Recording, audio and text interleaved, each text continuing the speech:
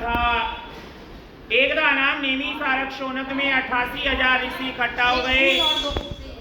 88,000 जब ऋषि इकट्ठा हो गए तो 88,000 ऋषियों ने श्री सूजी महाराज से पूछा कि हे सूजी, इस कलयुग में वेदी विद्या रनि मुनि भक्ति किस प्रकार मिलेगी, और हे सूजी उनका उद्धार कैसे होगा।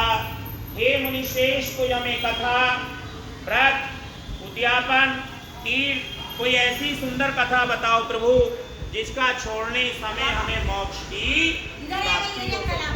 भगवान कहते हैं 88,000 ऋषियों को जब सूजी ने देखा, मनुष्यों को नाना योनियों में जन्म लेते हुए देखा, तो नारद जी काफी बहुत ज्यादा परेशान हो गए। भगवान नारद ने कहा कुछ कार्य करना चाहेंगे।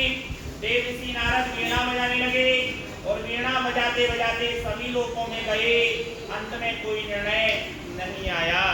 नारद जी के मन में विचार आया कि मनुष्य नाना योनियों में जन्म तो ले रहे हैं, लेकिन जन्म लेने के बाद नाना योनियों में बहुत ज्यादा दुखी है, मुझे कुछ सुंदर कार्य करना चाहिए।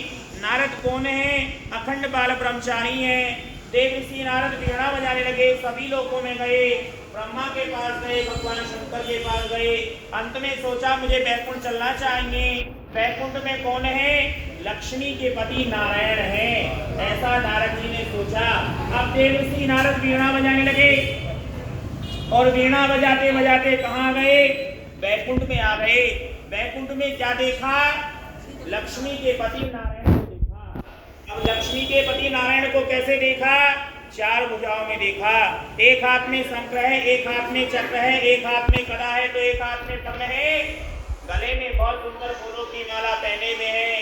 नारद जी ने भगवान को प्रणाम किया।